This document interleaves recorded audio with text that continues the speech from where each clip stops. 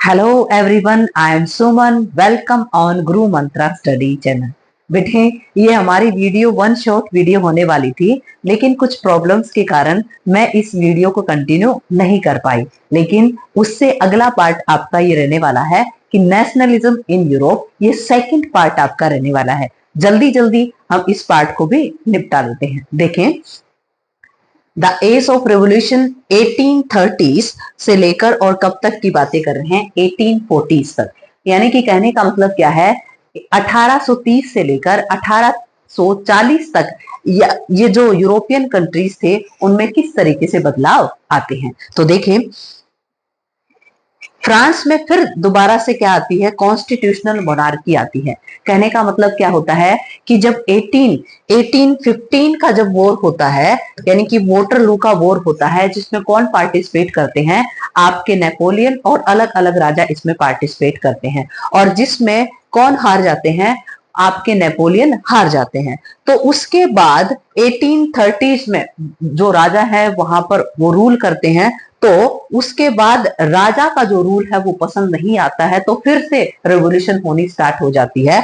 तो दोबारा से वहां पर क्या आती है, कॉन्स्टिट्यूशनल मोनार्की आती है। कहने का मतलब फिर इंट्रोड्यूस कराया गया, किसको इंट्रोड्यूस कराया, आपके कॉन्स्टिट्यूशन को इंट्रोड्यूस कराया गया और दोबारा से मोनार्की आती है। यानी कि 1830s में फिर से रिवोल्यूशन होनी स्टार्ट हो जाती है। कहां पर, फ्रांस के अंदर। आपने लुइस फिलिप का नाम सुना होगा। फिर वो यहाँ से क्या कर जाते हैं, फ्रांस से भाग जाते हैं। इनको डर होता है कि कहीं फ्रांस की जो पॉपुलेशन है वो इन पर क्या ना कर दे, अटैक ना कर दे।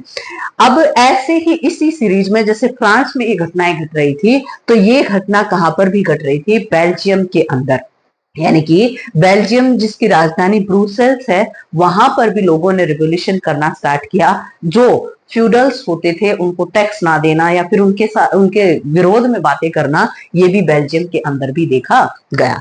अब ऐसे ही ग्रीक, यानी कि ग्रीक जिसको कहा जाता है, यहां पर भी 1832 में रिवोल्यूशन होती है, जहां पर लॉर्ड ब्रेन नाम का एक व्यक्ति अपने खुद के पैसे इकट्ठा करता है और उस रिवोल्यूशन में पार्टिसिपेट करता है। यानी कि आप ग्रीक को आजाद करने में ये व्यक्ति क्या है, अपनी खुद जैसे अपनी मर्जी से पार्टिसिपेट करना, या फिर इस तरीके से ये जो लॉर्ड ब्रेन है अपना पैसा लगाकर देश की आजादी के लिए काम करता है। तो ये जो ग्रीक वाला इलाका है, एक पुरानी सभ्यता का इलाका माना जाता है, जिसमें बहुत ही बेहतरीन कल्चर वाले लोग वहां पर रहते थे। लेकिन अलग अलग जो मोनार्क थे उन्होंने वहां के जो हालात है उनको खराब कर रखा था। तो इस तरीके से यहाँ पर कॉन्स्टेंटिनोपल, कहने का मतलब एक हिंदी में इसको कहा जाता है कुस्तुनतुनिया की संधि होती है। कब होती है, 1832 में होती है।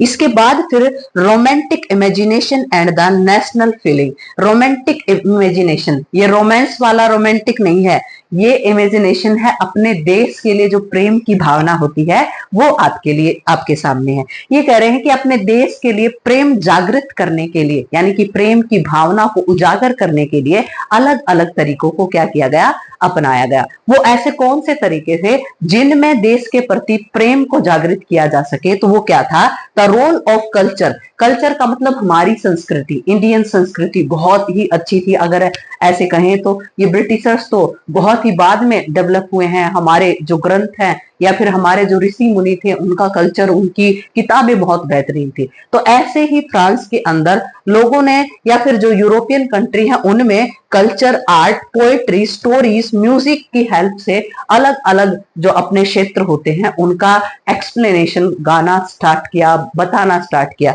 उसमें कुछ लोगों के नाम हैं, जॉन गॉटफ्रिड, ये इनका नाम है, और इन्होंने कहा दास वॉक, यानी कि पूरे देश की जो ताकत होती है वो कौन होते हैं, देश की जनता होती है। इसी को उन्होंने क्या कहा, दास वॉक कहा।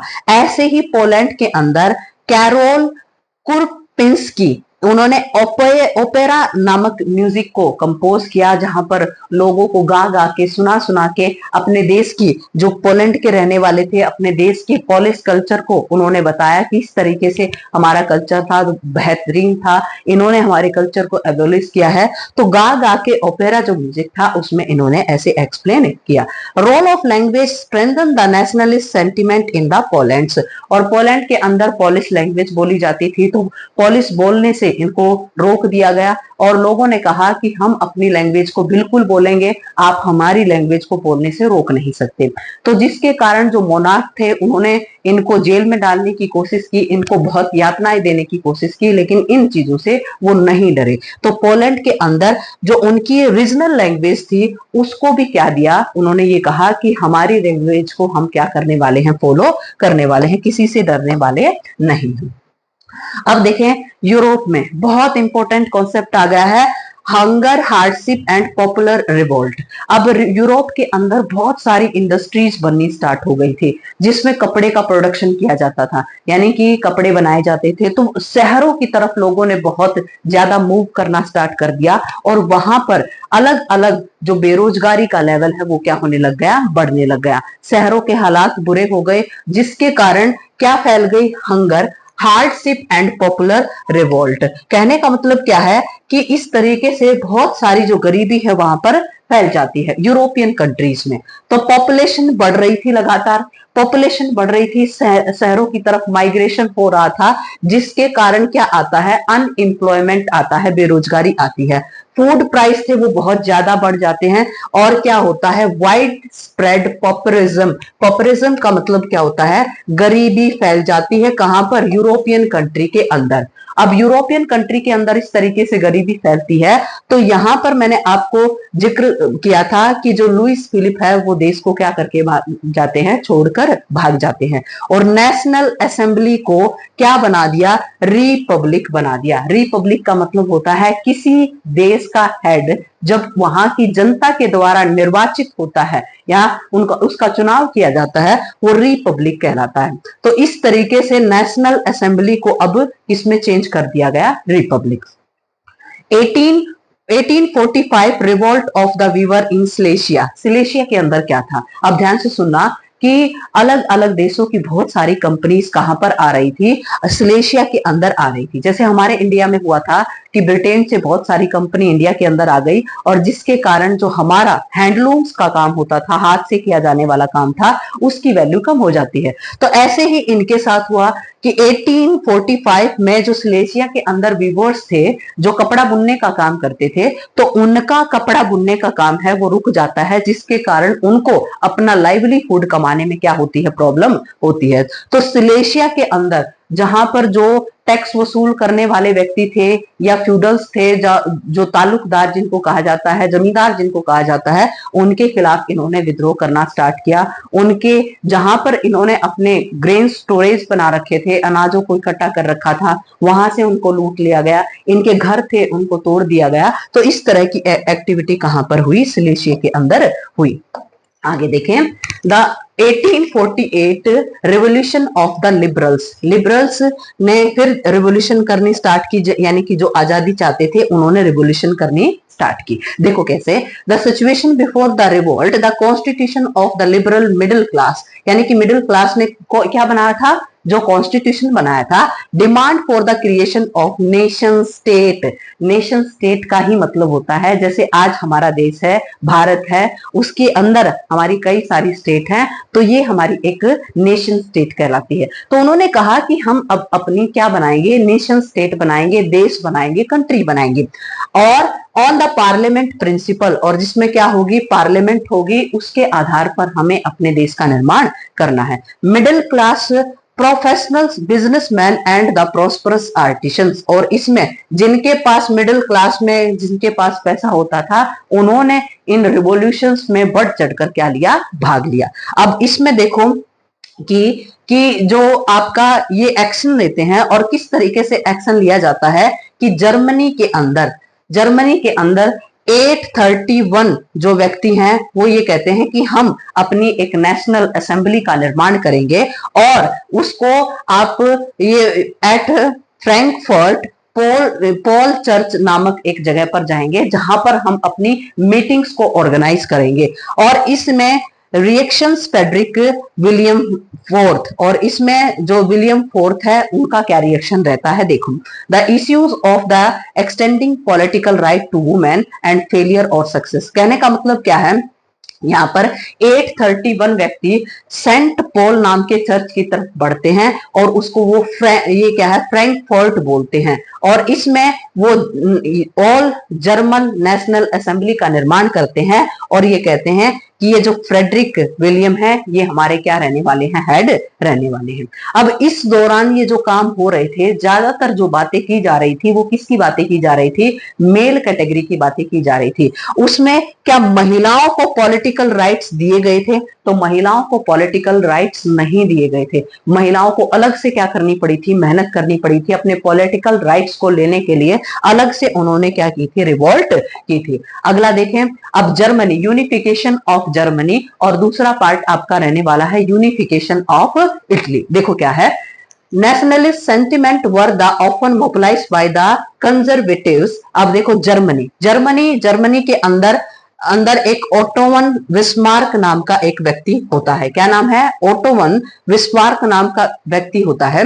ये लीड करता है, किसको लीड करता है, जर्मनी को, यानी कि जर्मनी के यूनिफिकेशन का मतलब क्या है, अगर ऐसे जर्मनी का पार्ट है, यहां पर किसी का कंट्रोल है, यहां पर, अब इस पूरे जर्मनी को एक साथ लाने की जो कोशिश की जाती है उसी को क्या कहते हैं, यूनिफिकेशन ऑफ द जर्मनी। अब ये कह रहे हैं कि देयर वर ओवर 7 ईयर, 7 साल लगते हैं, और डेनमार्क, फ्रांस और ऑस्ट्रिया, इन्होंने अलग अलग हिस्सों पर क्या कर रखा था, कंट्रोल कर रखा था। यहां से छुड़ाने के लिए इनको इतना टाइम लगता है। In January 1871 William first was proclaim as the German emperor, और इसी तरीके से छुटकारा पाने के लिए 1871 में विलियम काइजर फर्स्ट को क्या बना दिया जाता है, वहां का एम्परर बना दिया जाता है। और ये प्रोसेस स्टार्ट हो जाती है।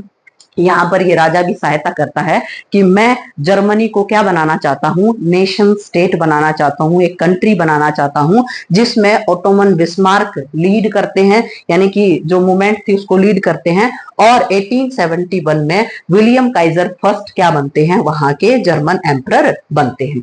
अब दूसरी बात आती है, इटली की बात आती है, तो क्या देखें कि विक्टर इमैनुअल सेकंड। अब यहां पर सबसे इंपॉर्टेंट जो पुराने विचार चल रहे थे ना, वो चल रहे थे जोसेफ मेज़ेनी।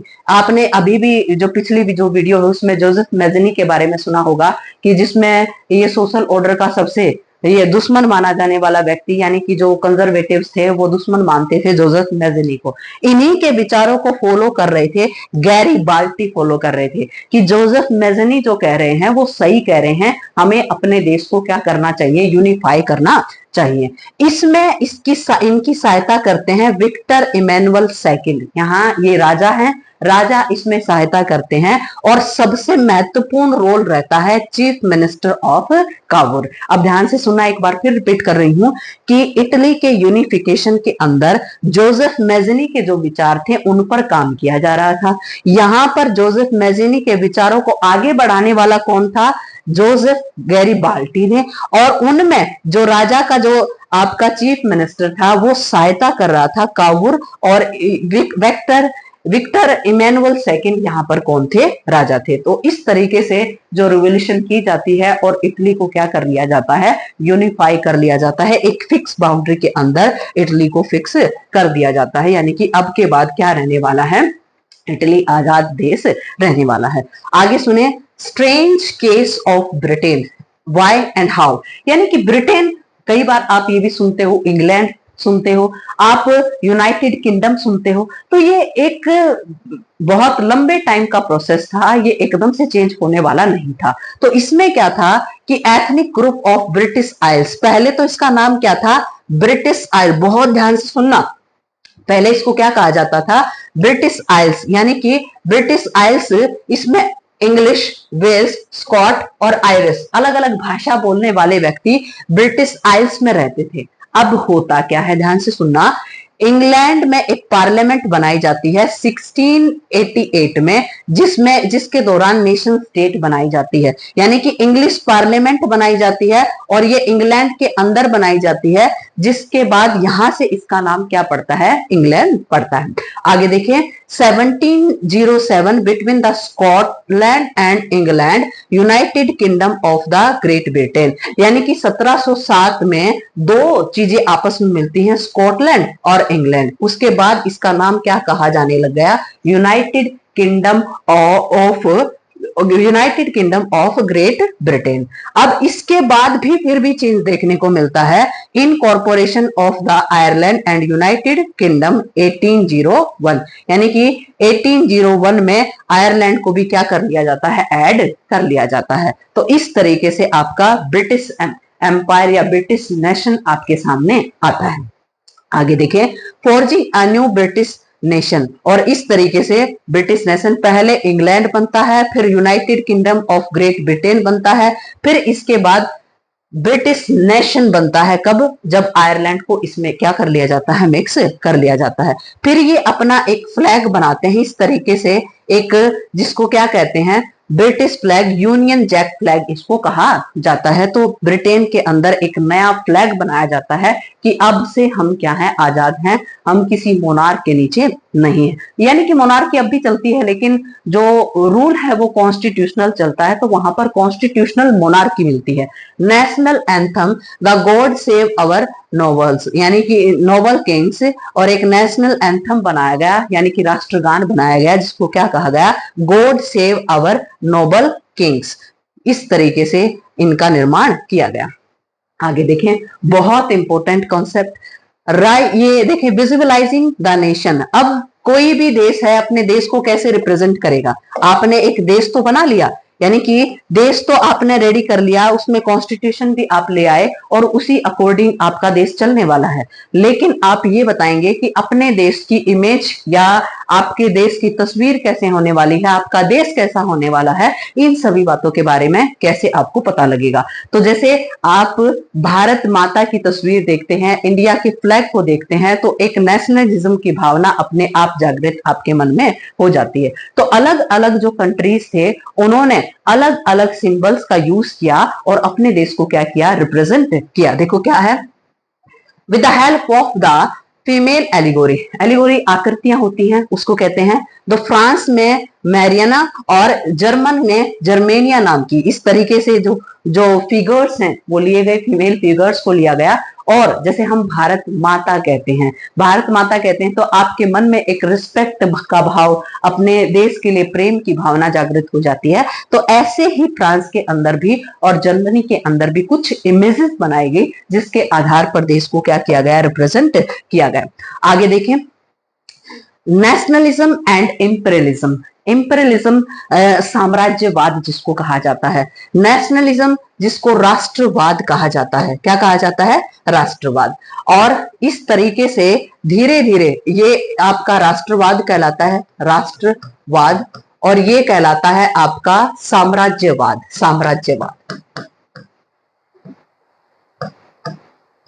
वाह। Rise of the imperialism problem, nationalist tension after the 1871 Balkan area, यानी कि 1871 में यूरोप में एक बाल्कन एरिया कहा जाने वाला था, जिसमें डिफरेंट एथनिक ग्रुप, अलग अलग जो धर्म हैं उनको मानने वाले व्यक्ति रहते थे, जिसमें आज के टाइम में Romania, Bulgaria, Albania, Greece, Macedonia और क्रोएशिया जो देश हैं वो रहते थे। आगे, struggle among this nation after the fall of the Ottoman Empire. Ottoman Empire काफी बड़ा एम्पायर था। ओटोमन एम्पायर के टूटने के बाद अलग अलग देशों में अलग अलग आइडेंटिटी के साथ लोगों ने रहना स्टार्ट किया, जिसके कारण बाल्कन एरिया के अंदर बहुत ज्यादा स्ट्रगल होना स्टार्ट हो जाता है। और देखो कब का टाइम है, 1871 का टाइम है। अब इसके बाद जो सिचुएशन बनेगी ना, वो बनेगी धीरे धीरे करके फर्स्ट वर्ल्ड वॉर की सिचुएशन बनेगी। कहने का मतलब क्या है, यूरोपियन कंट्री आपस में लड़ना भिड़ना स्टार्ट कर देंगे और आपस में एक दूसरे पर डोमिनेंस जमाने की कोशिश करना स्टार्ट करेंगे, जिसके कारण क्या होगा कि आपस में इनके झगड़े बढ़ेंगे और उससे फर्स्ट वर्ल्ड वॉर की सिचुएशन क्या हो जाएगी, क्रिएट हो जाएगी। तो आपस में लड़ना झगड़ना स्टार्ट करेंगे और उसके बाद फर्स्ट वर्ल्ड वॉर आपको देखने को मिलेगा। Struggle among these nations after the fall of Ottoman Empire, entry of the major power exaggerated the problem First World War.